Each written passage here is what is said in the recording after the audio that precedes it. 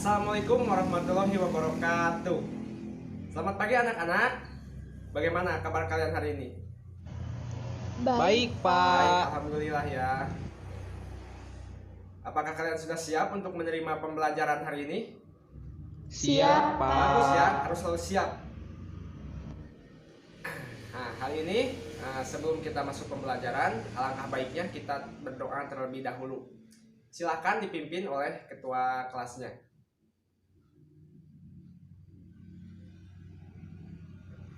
Nah, sebelum kita masuk pembelajaran, Bapak akan absen terlebih dahulu kehadiran kalian. Siapa yang tidak hadir hari ini? Hadir semua, Pak. Hadir semua ya, alhamdulillah. Nah, sebelum kita masuk ke materi, Bapak ingin tanya tentang pembelajaran minggu lalu. Apakah masih ada yang ingat? Minggu lalu kita belajar buku non-fiksi, Ya, Pak. minggu lalu kita belajar tentang buku non-fiksi. Apa masih ada yang ingat buku non-fiksi itu apa? Buku yang berdasarkan kehidupan sehari-hari, Ya, tepat Pak. sekali, bagus ya. Jadi buku non-fiksi itu adalah buku yang ditulis berdasarkan kehidupan sehari-hari atau buku yang ditulis berdasarkan kehidupan nyata. Bagus, masih pada ingat. Nah, hari ini kita akan belajar tentang apa? Oh iya, lupa, Bapak mau oleh-oleh untuk kalian untuk materi hari ini. Nah, ini adalah buku kumpulan.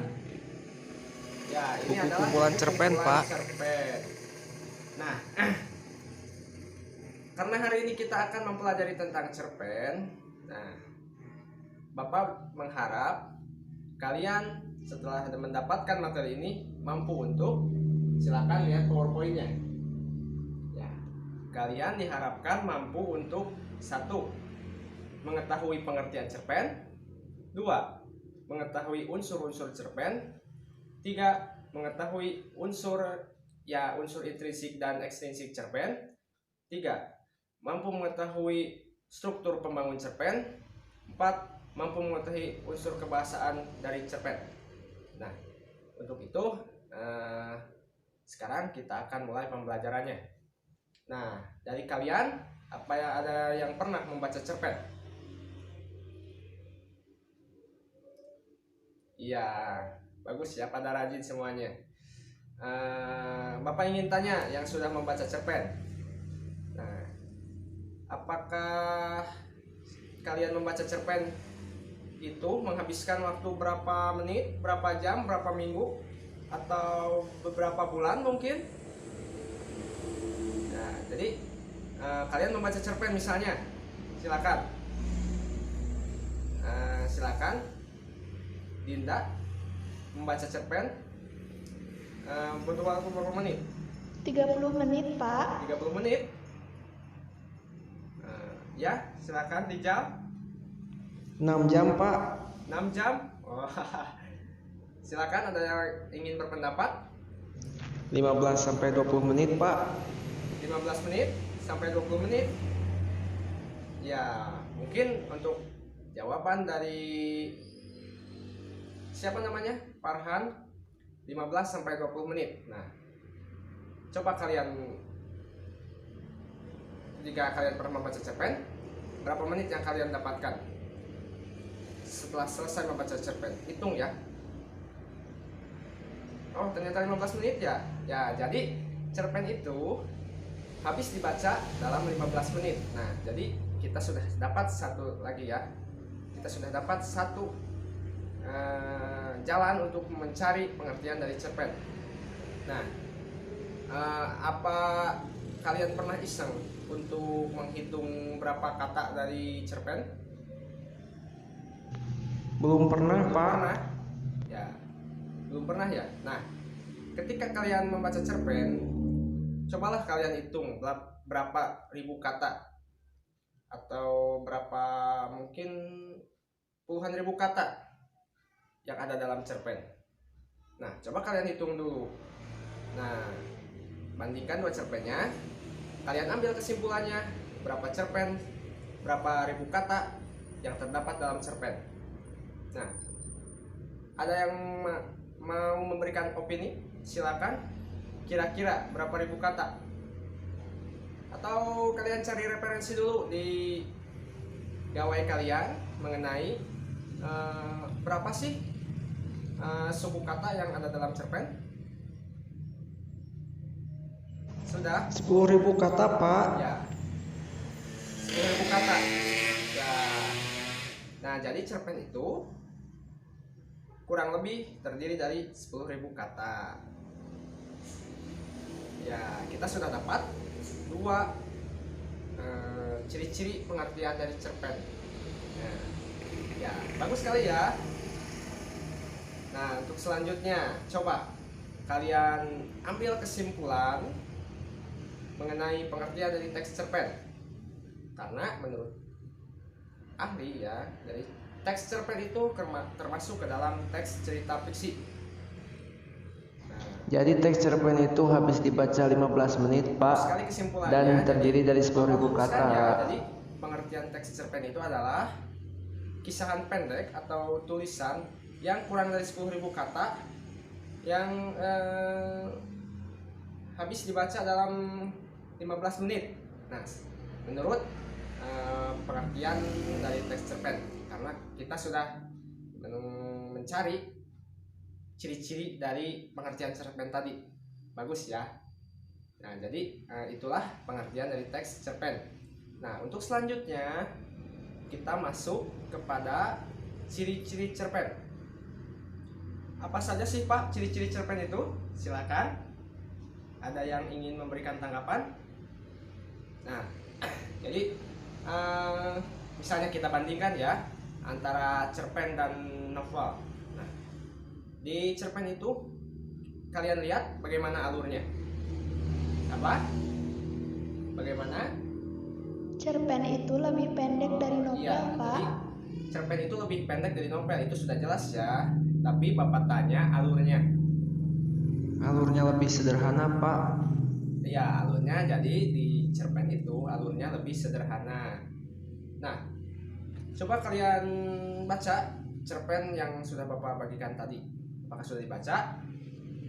Ya. Dan kalian bandingkan sendiri ya, bagaimana tokoh dalam cerpen itu. Apakah tokohnya banyak, sedikit, atau hanya sedikit? Bagaimana? Apakah sudah kalian temukan jawabannya? Tokohnya lebih sedikit dari novel, Ya, Pak. jadi tokoh dalam cerpen itu tokohnya hanya sedikit.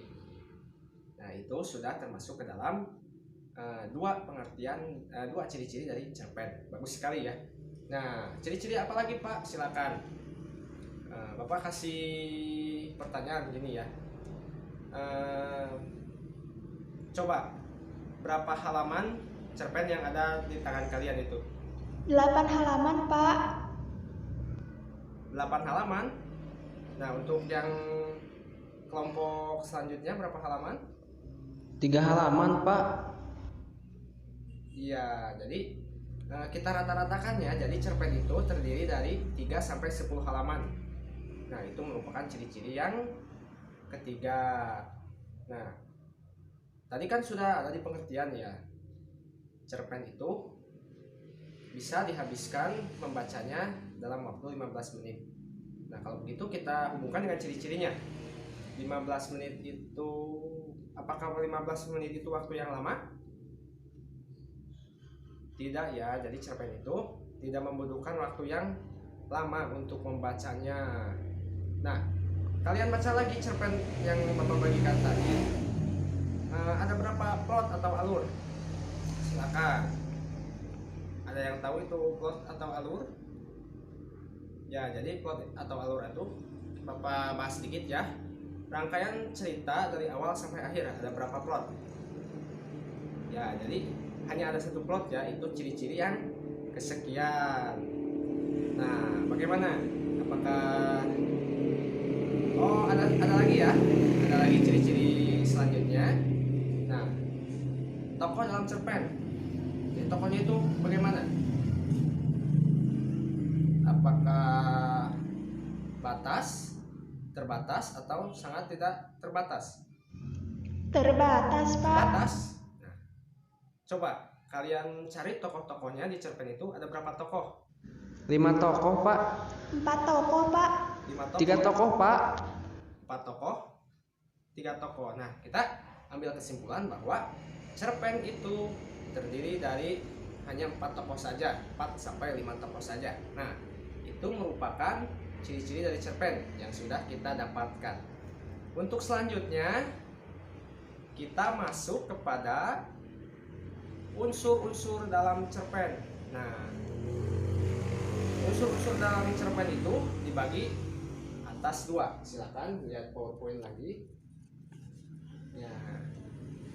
Ada berapa?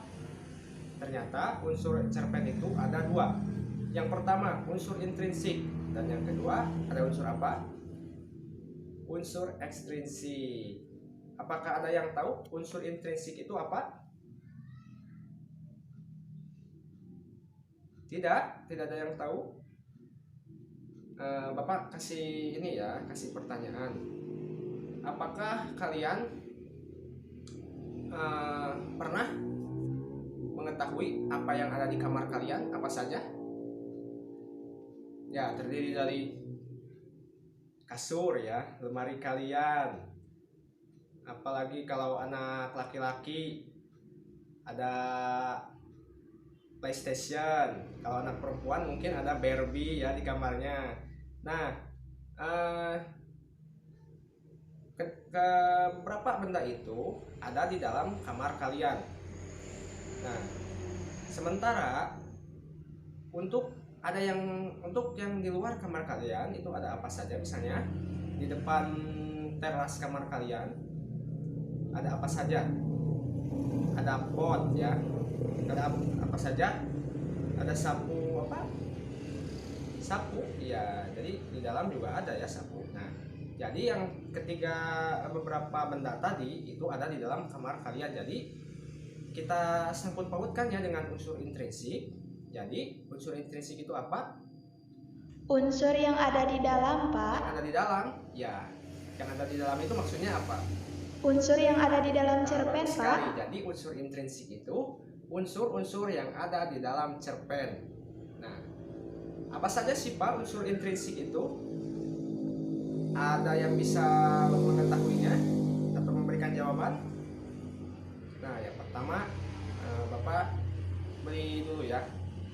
Yang pertama itu ada tema. Ada apa yang kalian ketahui tentang tema? Silakan.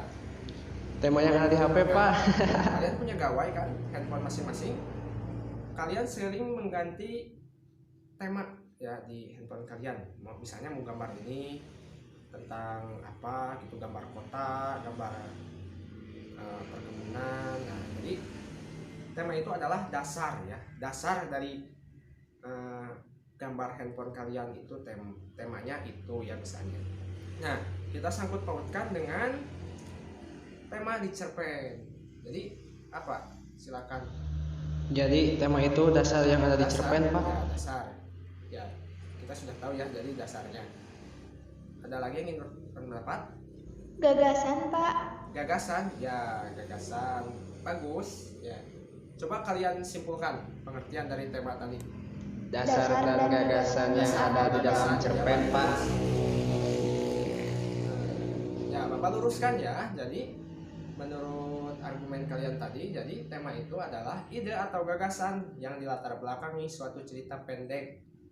Nah, oleh karena itu tema sering disebut ruhnya cerpen. Begitu ya. Bagus sekali. Ya. Sampai sini apa ya, ada yang ingin berargumen lagi? Nah, selanjutnya kita masuk kepada tokoh dan penokohan. Bapak ingin tanya, tokoh itu apa? Orang-orang yang terlibat, Pak. Orang-orang yang terlibat? Ya. Coba kalian simpulkan. Tokoh dalam cerpen itu apa? Nah, jadi tokoh dalam cerpen itu adalah tokoh-tokoh yang terlibat dalam suatu cerita pendek. Nah, bagus sekali ya. Kalian sudah pintar untuk mengetahui dari unsur intrinsik cerpen. Yang sebentar. Tokoh itu dibagi berapa? Misalnya kalian kan suka sering ya melihat film mau itu romantis mau itu film perang ya, pasti ada tokoh-tokoh yang baik, yang jahat, dan yang biasa saja, atau yang tokoh ini adalah tokoh yang menengahi antara si baik dan si jahat. Nah, istilah itu disebut apa? Nah, tokoh yang baik itu disebut tokoh Protagonis, Pak. antagonis. Tokoh yang jahat disebut Antagonis, Pak. Iya. Nah, untuk tokoh yang menengahi tokoh yang baik dan tokoh yang jahat itu apa? Silakan. Tritagonis, Pak. Tritagonis ya. Nah, tokoh tambahan selain tokoh yang ketiga tadi itu ada tokoh apa? Tokoh figuran. Pintar ya. Ini tuh kalian yang pintar apa Mbah Google yang pintar? Ya, bagus ya. Jadi itu kedua unsur intrinsik dari cerpen. Yang selanjutnya ada alur. Nah, alur. Alur itu apa? Tadi sudah Bapak jelaskan di awal. Alur atau plot. Ya, jadi alur atau plot itu rangkaian peristiwa dari awal sampai akhir. Sudah Bapak singgung ya tadi di awal. Nah, yang selanjutnya ada setting atau latar. Apa itu setting atau latar? Silakan. Ya, sudah kalian tahu ya, setting itu berkaitan dengan waktu, dan latar itu berkaitan dengan tempat. Bagus sekali. Yang selanjutnya ada sudut pandang, atau bahasa kerennya, bahasa gaulnya disebut point of view. Nah, ini berkaitan dengan penulis cerpennya. Nah, bagaimana dia menyampaikan sebuah cerita. Nah, yang selanjutnya ada amanat. Nah, apa itu amanat? Amanat. Apakah kalian misalnya begini? Pernah diberitahu oleh orang tua kalian agar kalian tidak begini, jangan jajan sembarangan, jangan jajan es supaya tidak sakit perut. Nah, itu disebut apa? Ya, itu disebut amanat ya, amanat dari orang tua kalian. Jadi amanat itu apa? Pesan ya, pesan moral, pelajaran yang bisa kita ambil dari sebuah teks cerpen. Sip. Yang selanjutnya, yang terakhir ada gaya bahasa. Gaya bahasa itu berkaitan dengan apa? Misalnya, Bapak mempunyai sebuah produk itu bernama keripik misalnya. Nah, keripik ini beda dari keripik yang lain. Keripik yang Bapak buat ini terkenal sangat pedas sekali. Nah, itu disebut apa? Yang membedakan antara produk keripik Bapak dan keripik punya orang lain. Ciri khas keripik Bapak pedas, Pak. Nah, ciri khas ya. Jadi keripik Bapak itu terkenal akan ciri khasnya yang pedas. Nah, kita kaitkan dengan cerpen bahwa gaya bahasa dalam cerpen adalah ciri khas seorang penulis dalam menyampaikan cerpennya. Bagus sekali ya. Nah, itu merupakan unsur intrinsik dari cerpen. Untuk selanjutnya kita masuk kepada unsur intrinsik dari cerpen. Nah, apa sih Pak unsur ekstrinsik dari cerpen itu? Nah, kita kan tadi sudah tahu ya, kalau unsur intrinsik itu unsur yang ada di dalam. Kalau unsur ekstrinsik berarti unsur yang ada di luar ya. Apa saja sih? Nah, yang pertama silakan. Ada yang tahu? Ya, begini ya. Bapak nanti kalian kaitkan ya. Nah, Bapak ini hidup di lingkungan yang misalnya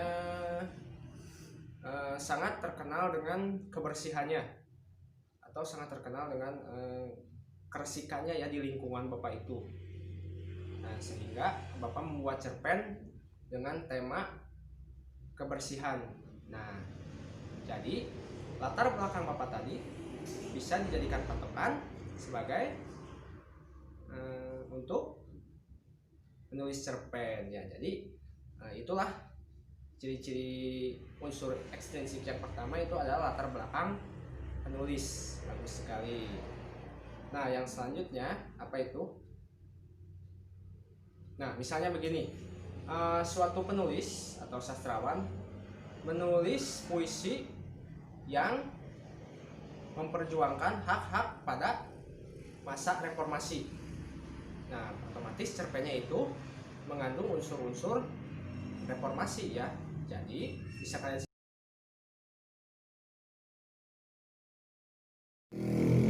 Nah, jadi latar belakang yang selanjutnya itu coba ada yang bisa tebak? Nah, jadi misalnya begini, Bapak itu seorang sastrawan ya, penulis cerpen. Nah, Bapak itu kebetulan adalah seorang politisi.